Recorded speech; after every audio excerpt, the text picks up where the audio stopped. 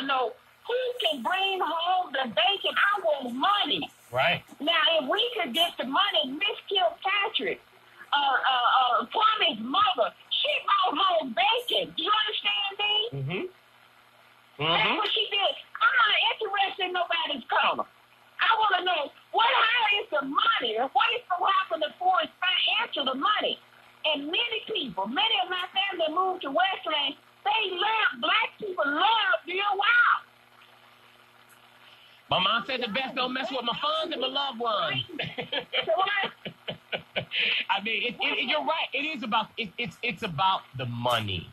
I'm telling you, people got student loans, student debt, credit card debt, medical debt. We need people that can get us some money and bring money back to this city. We're not stupid enough, ignorant enough. And Deanna Wood-Cochran, you know, she breaking too. She's another one. We know that they're not only just articulate Negroes, these are smart black people. Mm-hmm. The people that I was, when we came up in the 40s and 50s, man, our people were brilliant. They were smart. Richard Wright and all them black writers in the Harlem Renaissance. Listen, they were smart people. Yes, ma'am. You hit it on the nose. I do. Thank you so very much. I truly appreciate you, Miss Marcia. Got to keep it moving. Let me go. Line 11, Joe in Metro. How are you, Joe? Joe left me. Oh, I'm sorry. Hey, what's up, Joe? I'm sorry. You didn't leave me. Yeah, my candidate was Bullock, and he don't want it. I think Sheila Tlaib will make an excellent candidate. You need a fighter, and you need somebody that's smart. Bullock is bright, but like I say, he don't want it, and you can't force a candidate, a person to pursue something they don't want. But you need somebody that's going to take the tiger by the tail. And in Southwest Detroit, she's real strong.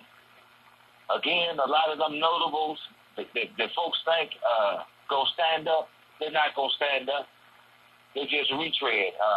Last point, Bill Wild, if I'm not mistaken, some black died in the cell out there in Westland. Westland has some issues. They got a lot of racism out there. And he wouldn't be the candidate. They got an area of real poverty out there. I'm talking about real poverty. He wouldn't be the candidate that I support, not because he's Caucasian, but because things that he haven't done that show that he got that kind of juice, if you understand what I mean. You got to show where you at, where you really at. And he has an opportunity in Westland to show where he's really at as it relates to diversity.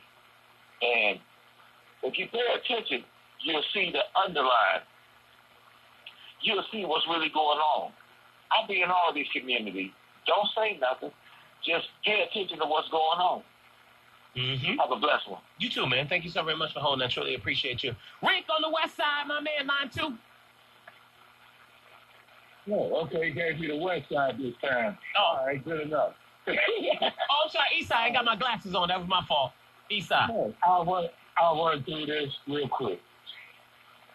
In terms of the congressional district, what we should notice, I've noticed, and a lot of people have, is that if you look at the congressional position in isolation, as though it's just a 13th congressional district, and you look at the residents of that area, particularly on the portion in Detroit, you can easily see how the business or the residents, really it's nothing that position per se in isolation can do for them.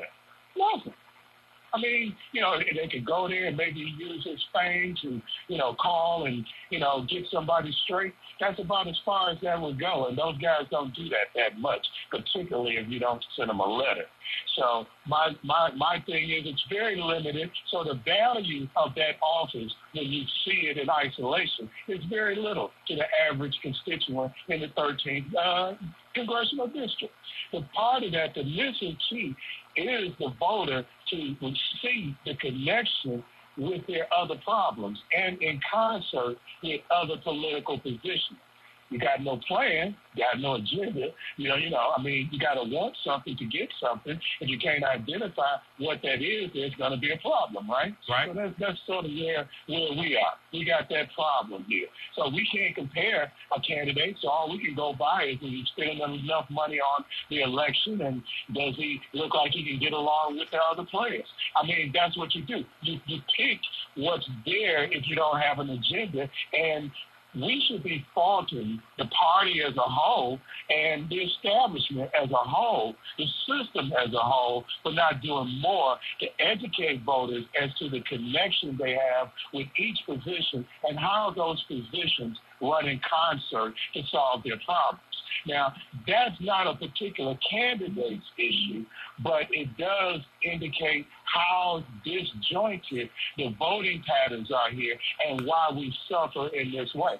Our ground game, our pre-organizing game is the key. We got people that will talk about managing D.C. and other states, and we can't even secure and hold on to power here, right here where we are. We can't develop an agenda. And so there's nothing to take forward.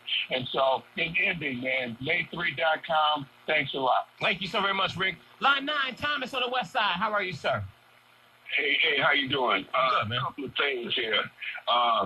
If you ask a man for freedom, the answer is always no. And if he give you any kind of freedom, he gonna bust you in the head every time he see you. If you ask a man for equality, the answer is always no. And if you cross trespass into his neighborhood, he's gonna hurt you. Now, another thing about reparations.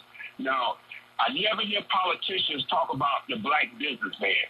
You know, we want to beg and march. We need them to build us some schools. We need them to do this for us. Hey, we need them to give us some freaking money so we can build baby shoe factories, so we can build factories for sanitary napkins for our wives. We got to go to them for every freaking thing. And all I hear is black people coming on this radio station begging a white man to do something for them.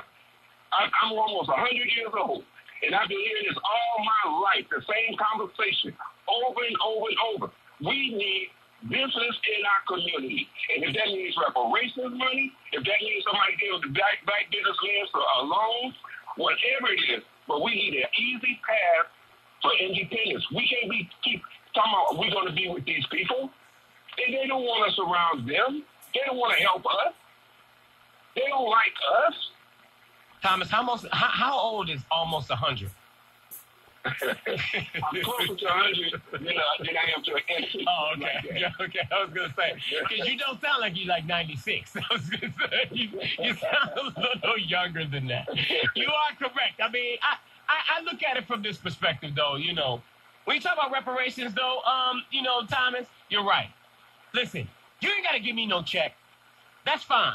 You ain't got to give my son no check, even though I'll take it if you want to give it to me. But give me the opportunities.